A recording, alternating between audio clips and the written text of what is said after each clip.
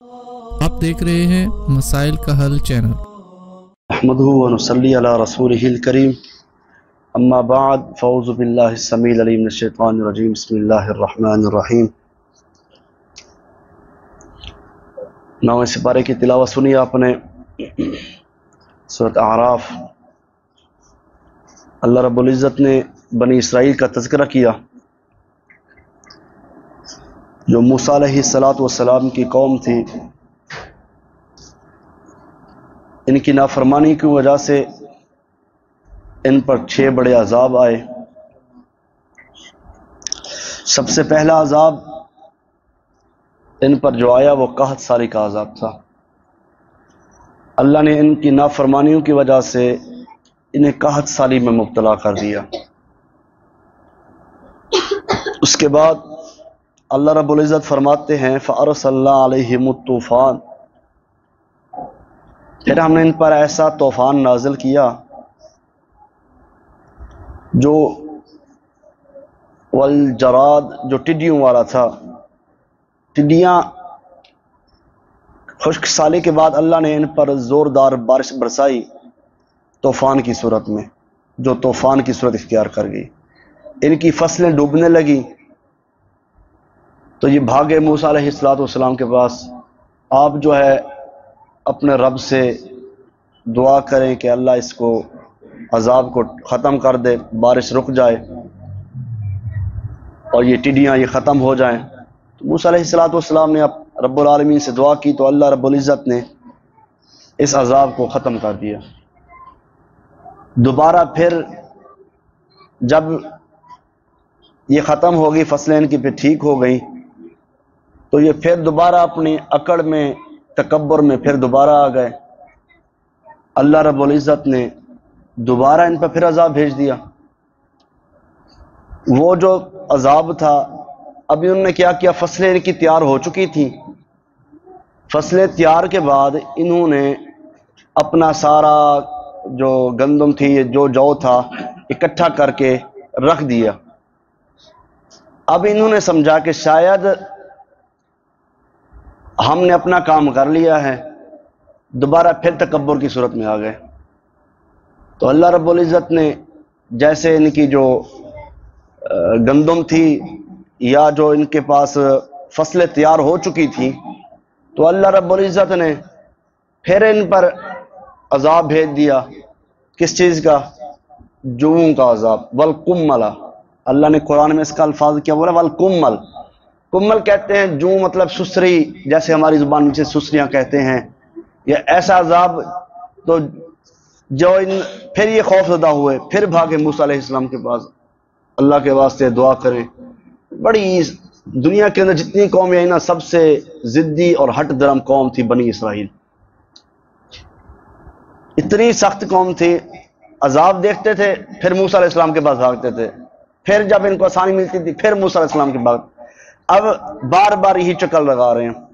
اللہ رب العزت نے پھر عذاب کو ختم کر دیا، ڈیلے کر دیا ان پر۔ پھر انہوں نے جب یہ سرسری، یہ جوئیں والا عذاب ختم ہوا، پھر یہ تکبر کی حالت میں آ گئے، تو اللہ رب العزت نے پھر مینڈکوں کا عذاب بھیج دیا ان پر۔ اللہ فرماتے ہیں وَالضَّفَادِعَ، ایسی مینڈکیں تھیں جو ان کے کھانے کے اوپر بیٹھ جاتی تھیں، اور جس پانی میں وہ مینڈک منہ مار لیتی وہ پانی خون والا بن جاتا تھا۔ مطلب یہ ان پر اللہ رب العزت نے عذاب بھیجا تھا۔ پھر بھاگے موسیٰ علیہ السلام کے پاس توبہ کرنے کے لیے، اپنے رب سے دعا کریں بار بار۔ پھر جو ان پر ایک سب سے بڑا عذاب آیا وہ طاعون کا عذاب تھا۔ ایسا عذاب تھا جو پچھلے 5 عذابوں پر بھاری تھا۔ تو بار بار ان کا یہ اپنی ضد میں آ جانا، بار بار تکبر، فاستکبروا، اللہ فرماتے ہیں بار بار فاستکبروا وکانوا قوما مجرمین۔ اس مجرم کون نے تکبر کیا جو اللہ کو ناپسند تھا۔ مطلب میں نے پہلے ایک دفعہ بتایا کہ جب بھی ان کے پاس کوئی بھلائی آتی، جب ان کے پاس کوئی نعمت آتی، تو یہ کہتے یہ ہماری محنت ہے، بڑی مشقت کی ہم نے، یہ کیا فلاں کیا۔ جب کوئی تکلیف آتی تو کیا کہتے؟ یہ موسیٰ کے رب نے بھیج دیا ہمارے اوپر۔ یہ نہیں کہتے کہ ہمارے اعمال کا نتیجہ ہے، اب جب اعمال برے ہوں گے تو اس کا نتیجہ بھی برا ہی آئے گا. تو اس لیے اللہ رب العزت نے یہاں بنی اسرائیل کا تذکرہ کیا. اور سب سے بڑا جو اس موسیٰ علیہ السلام کو اللہ نے 2 بڑے معجزے عطا کیے تھے. کون کون سے معجزے ہیں، کوئی بتا سکتا ہے؟ ایک عصا والا ہو گیا، دوسرا بغل والا. جزاک اللہ خیر، جزاک اللہ خیر. تو یہ بڑے معجزے تھے موسیٰ علیہ السلام کے. عصا ایک لاٹھی تھی، وہ پھینکتے تھے.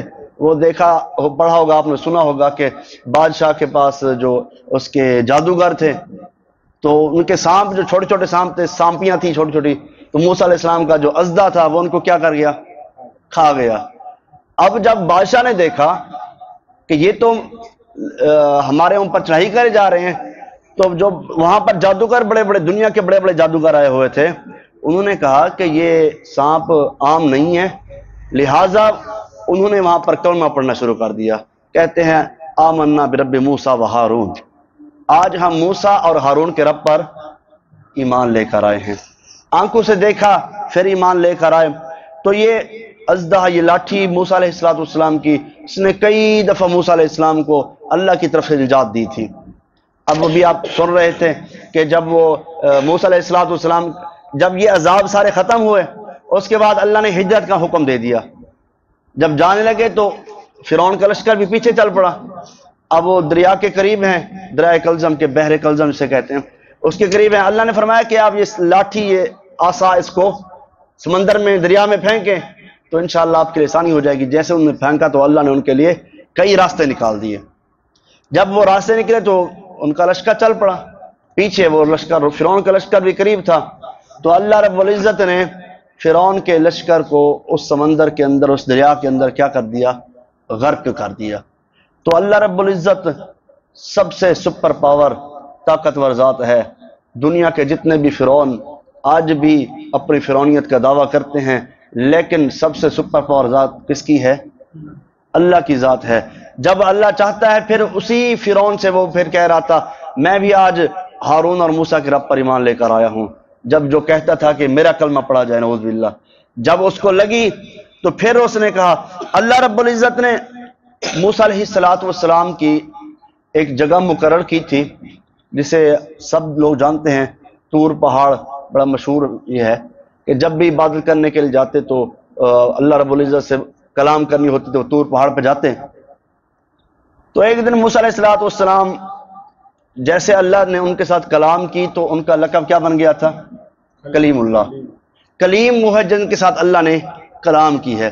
اب ان کی خواہش تھی کہ جیسے اللہ نے میرے ساتھ کلام کی ہے، ایسے ان کی خواہش تھی اللہ مجھے اپنا دیدار بھی کرائیں. اللہ اکبر، اللہ مجھے اپنا دیدار کرائیں. تو اللہ رب العزت نے فرمایا کہ موسیٰ آپ نہیں دیکھ سکیں گے، آپ نہیں دیکھ سکیں گے.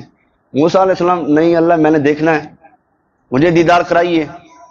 اب موسیٰ علیہ السلام پھر لاڈلے پیغمبر بھی تھے، کلیم بھی تھے، اللہ نے کلام بھی کی تھی. بار بار اصرار کیا اللہ رب العزت.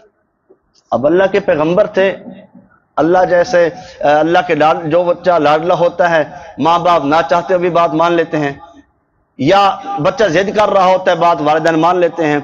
تو اللہ رب العزت کو پتا تھا کہ یہ برداشت نہیں کر سکیں گے، پھر بھی اللہ رب العزت نے کیا کیا؟ چلو اللہ فرماتے ہیں آپ آ جائیں پہاڑ پر، تو آئیں آپ کو دیدار کراتے ہیں. تو موسیٰ علیہ السلام چلے پہاڑ پر اللہ رب العزت کا دیدار کرنے کے لیے. فلما تجلی ربہ للجبل، جب وہ سیدنا موسیٰ علیہ السلام پہاڑ پر چڑھے، جعلہ دکا وخر موسیٰ صائقا، تو اللہ نے ان کو چہرہ نہیں دکھایا، پہاڑ پر تجلی دکھائی. کہاں پر تجلی دکھائی؟ اپنی پہاڑ پر. اللہ کا قرآن کہتا ہے پہاڑ ریزہ ریزہ ہو گیا تھا. اتنا میرے اللہ کا نور ہے، اتنا نور ہے. یقیناً اللہ رب العزت کا دیدار ہوگا مومنوں کو اور جنت میں ہوگا انشاءاللہ. اللہ تمام مومنوں کو اپنا دیدار نصیب فرمائے. آقا علیہ السلام فرماتے ہیں کل قیامت کا دن ہوگا، اللہ کا دیدار ایسے ہوگا جیسے آج ہم 14ویں کے چاند کا دیدار کرتے ہیں. 14ویں کے چاند کا دیدار پوری دنیا کرتی ہے نا. خوش نصیب لوگ کرتے ہیں، تو کائنات کے رب کا دیدار مومنوں کو ایسا ہوگا جیسے چاند کو دیکھنے میں دقت نہیں ہوتی، ایسے ہی مومن اپنے رب کا دیدار کریں گے، ان کے چہرے پر نور ہی نور ہوگا، روشنی ہوں گی، خوشنما چہرے بن جائیں گے۔ حضرات پھر موسیٰ علیہ السلام نے جا کے اپنی قوم کو بتایا میں نے اللہ سے ملاقات کی، اللہ سے کلام کی، تو وہ تو ضدی قوم تھے، کم ماننے والے تھے، انہوں نے کہا چلو پھر ہم بھی دیکھتے، ہمیں بھی دکھا، آپ اکیلے دیکھ کر آگے، ہمیں نے دیکھنا، چلیں پھر وہ بھی ان کو ساتھ لے گئے۔ تو اللہ رب العزت پھر غصے میں آ گئے کہ موسیٰ پہلے خود آئے، آپ قوم کو لے کر آ گئے۔ اللہ نے کہا چلو اگر لے کر آنے ہیں تو پھر قوم کے چیدہ بندے جو بزرگ ہیں، جو سمجھدار ہیں، یا جو جن کو زیادہ جلدی ہماری طرح، ان کو لے کر آئیں۔ تفسیر کے الفاظ ہیں 72 لوگ تھے ٹوٹل، 2 ان کو پیچھے پہرے داری پر رکھ دیا، 70 لوگ آگے چل پڑے۔ جب وہاں پہنچے تو اللہ رب العزت کی تجلیاں موسیٰ جیسے پیغمبر نہیں برداشت کر سکے تو پھر ان کی قوم کیسے برداشت کر سکتے ہیں؟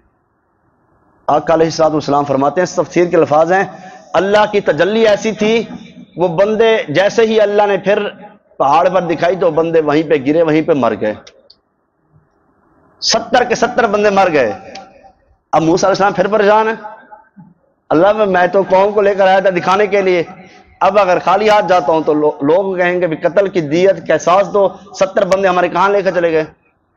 تو اللہ رب العزت نے موسیٰ علیہ الصلوۃ والسلام کی دعا پھر قبول کی، پھر دوبارہ دعا قبول کی تو اللہ رب العزت نے ان 70 بندوں کو دوبارہ زندہ کر دیا۔ کس کی دعا سے؟ موسیٰ علیہ الصلوۃ والسلام کی دعا سے۔ اللہ اپنے بندوں کی سنتا بھی ہے اور سن کر اس کو قبول بھی کرتا ہے۔ دعائیں کیا کریں، اللہ دعاؤں کو پسند کرتے ہیں۔ دعا مومن کا سب سے بہترین اور عظیم ہتھیار ہے، اور جو بندہ کچھ نہیں کر سکتا وہ دعا تو کر سکتا ہے۔ جو بندہ کسی کے ساتھ لڑ نہیں سکتا، کسی کو مار نہیں سکتا، کسی سے بدلہ نہیں لے سکتا، دعا تو کر سکتا ہے نا۔ اپنے حق میں، مسلمانوں کے حق میں دعا تو مسلمان کر سکتا ہے۔ حضرات ذی وقار، اب سورۃ اعراف ابھی مکمل ہوگی، ابھی 2 رکعتوں کے بعد سجدہ بھی آئے گا۔ آج پہلا سجدہ ہے قرآن کے اندر۔ قرآن میں کتنے سجدے ہیں جی؟ 14 سجدے ہیں۔ سجدے کی دعا بھی آتی ہے کسی کو؟ اونچی آواز میں سنا دیں، یہ آپ سنا دیں۔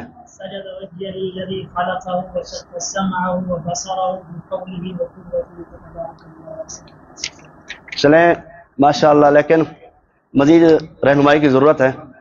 سیدنا ابو ہریرہ رضی اللہ تعالیٰ عنہ فرماتے ہیں جو سجدہ عند شافعی ہے وہ بھی سجدہ ہے، وہ 17ویں سپارے کے آخر میں آتا ہے، وہ بھی سجدہ حدیث کے اندر واضح ہے، اور وہ سجدہ بھی کرنا ہے۔ اس کے علاوہ 14 ہیں، وہ 15 سجدے ہیں ٹوٹل قرآن کے اندر۔ کتنے سجدے ہیں؟ 15 سجدے ہیں، اور سجدے کی دعا بھی آنی چاہیے۔ ساری زندگی گزارے نہیں کرنے ہم نے سبحان ربی الاعلیٰ پڑھ پڑھ کے، ہم یہ ایک اللہ کی تعریف ہے، جتنی مرضی کرتے جائیں، لیکن سجدہ تلاوت کی یہ دعا یہ ہے، اور دعائیں بھی ہیں اس سے مشکل ہو، پہلے یہ یاد کریں پھر اس کے ساتھ والی۔ نبی علیہ الصلوۃ والسلام فرماتے ہیں جب ابن آدم اس سجدہ والی آیت پڑھتا ہے تو کیا کرتا ہے؟ سجدہ کرتا ہے، تو شیطان روتے ہوئے علیحدہ ہو جاتا ہے، کہتا ہے کاش میری بربادی، ابن آدم کو سجدے کا حکم ملا، اس نے سجدہ کر دیا، اور میں نے سجدہ نہیں کیا، وہ سجدہ کر کے جنت میں چلا گیا اور میں نے انکار کر کے دوزخ میں چلا گیا۔ اس لیے سجدہ تلاوت کی جب بھی دعا آئے، سجدہ آئے تو سورت آپ نے یہ دعا ضرور یاد کر کے، اگلے جو درس میں انشاءاللہ میں یہ دعا سنوں گا۔ اب 4 تراویحوں کے بعد، 4 دن کے بعد یہ دعا آئے گی۔ آج 9واں روزہ تھا، کال والا سپارہ ہے، چلو جو زیادہ نہیں یاد، کم سے کم نوجوان پارٹی تو یاد کر سکتی ہے نا، تو یہ تو نہ کہیں کہ یہ چلو بزرگوں کو میں یاد دے دوں گا، کوئی ایسی بات نہیں ہے، تو نوجوانوں سے میں ضرور سنوں گا، یہ نہ پھر نوجوان بھی اس دن بھاگ جائیں، بھاگنے کی اجازت نہیں ہوگی، یہ دعا یاد کر کے آنی ہے جی۔ یہ دعا لکھ کر میں ادھر لگا دوں گا انشاءاللہ، جی انشاءاللہ۔ تو یہ سجدہ تلاوت اب 13 سپارے میں آئے گا، تو اللہ رب العزت سے دعا ہے جو سنا سنایا اللہ پاک سب سے پہلے مجھے پھر آپ احباب کو عمل کرنے کی توفیق عطا فرمائے۔ وآخر دعوانا الحمدللہ رب العالمین۔